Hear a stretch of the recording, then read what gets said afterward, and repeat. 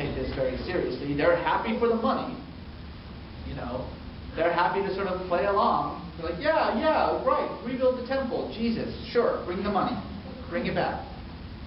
But this marriage, this sort of evil marriage of convenience that has formed between right-wing American evangelicals and right-wing settlers has probably been just as destructive as any suicide bomber or as any settler in the Israeli government has been to making sure that this doesn't happen. So where are we today? Well, we're in a situation, as I said, in which every single day what is supposed to be the future Palestinian state is being gobbled up by Israeli settlements. In a few years' time, maybe between 3 and 5 years, there will be no more Palestinian land. So the issue of a two-state solution will go out the window. There won't be a two-state solution anymore because there won't be any room for another state. It's all Israel. But the tragedy of that is not just for Palestinians. The tragedy of it is that demographers believe that by the year 2050, there will be more Arabs than Jews between the River Jordan and the Mediterranean Sea, the land bordering the Israel-Palestine. In fact, for every one Israeli child, 8 Palestinian children are born. Did you catch that? 8 to 1. And most of these Israeli children, not all of them, but most of them are, middle class or lower or upper middle class kids. A large majority of them, when they graduate from high school and they do their military duty, they come here to go to college. They come to UC Riverside, they go to UCLA, they go to Harvard, they go to Stanford. They come here. They don't go to college in Israel. We've got the best universities in the world. They come here. They come here, they get a 4-year bachelor's degree, and then they say, well, I'm going to stick around and get a master's degree. They get a master's degree.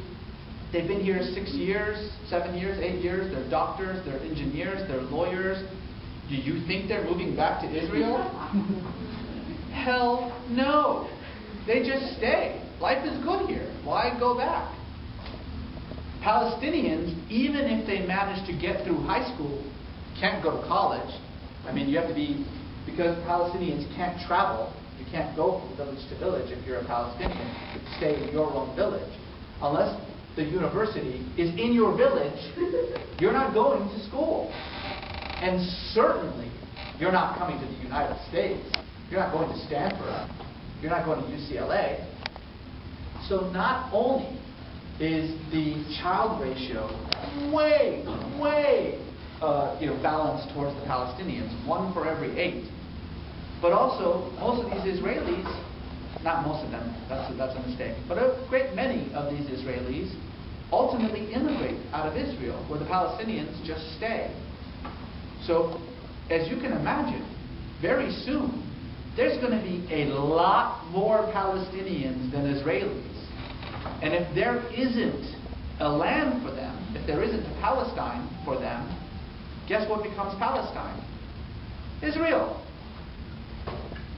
Let's go back 2 weeks. The principal problem that Israel was supposed to fix was that Jews were a minority everywhere in the world, and everywhere they were a minority, they were persecuted. The answer to that problem, if you remember, was, well, we need a state of our own, and we need to be the majority in that state. Guess what? By 2050, they won't be the majority any longer. So, in other words, the whole purpose, the whole foundation of the state of Israel will cease to exist. Now, let me tell you something. I've spoken to these Hamas guys. I've spoken to the 21% on the Palestinian side who don't want a two-state solution. And they say very, very openly, without any kind of apology, they say, you know what? We're patient. We'll just wait. We're totally fine with this. We're not going to fight Israel anymore. Every time we fight Israel, they destroy us. So you know what we're going to do? We're just going to wait. Because soon, all of this will be Palestine. All of it will be ours. Now, that kind of talk scares the pants off of Israelis, obviously. Because they think to themselves, wait a second. You know, we put our blood and our sweat and our tears in finally building a homeland for ourselves, a homeland for our own, where we're the majority, where we're not being oppressed, where we can, you know, be safe from genocide and from oppression. And that land is going to last 100 years, and then it's gone. And yet, there's still this sort of lack of will to actually turn this into a reality with two states. That's where we are.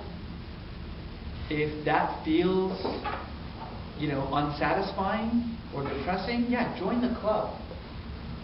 This is where we are today. We are no closer. In fact, we're probably further.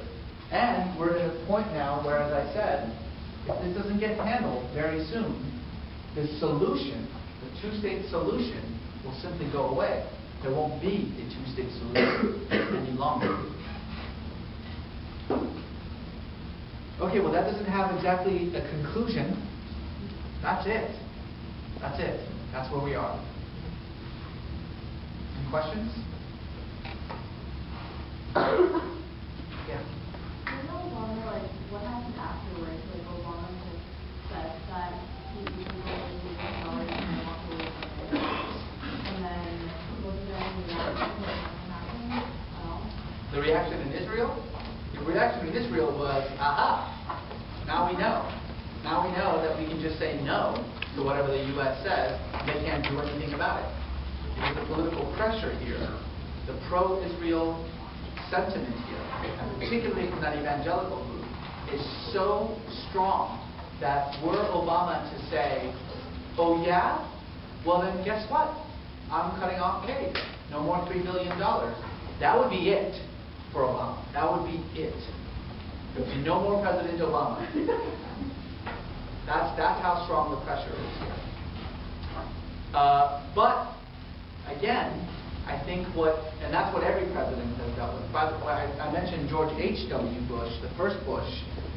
He did actually make that statement.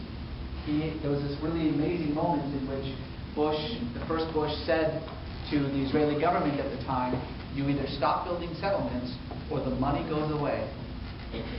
And that lasted a week. I'm not kidding. 1 week later, the first President Bush was forced to come back and make some statement like, what? Come on, no. Just kidding. Just kidding, everybody. In a week, that's how long it took for the pro-Israel lobby in the United States to change his mind. Now, that lobby is much, much weaker. And this president is much, much stronger.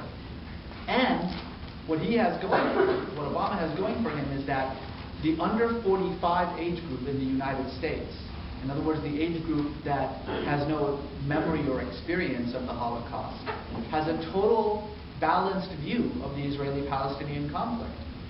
If you poll people under 45, they say, yeah, both of these groups they've both done bad, they've both done good, there's only one option, two states.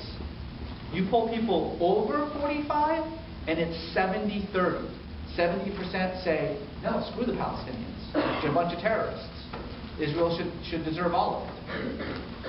So, obviously the under 45s are the primary base for Obama's support, which is why a lot of people, myself included, thought that he would be the one president, because he promised he would be, the one president to actually say to Israel, do what I tell you or else.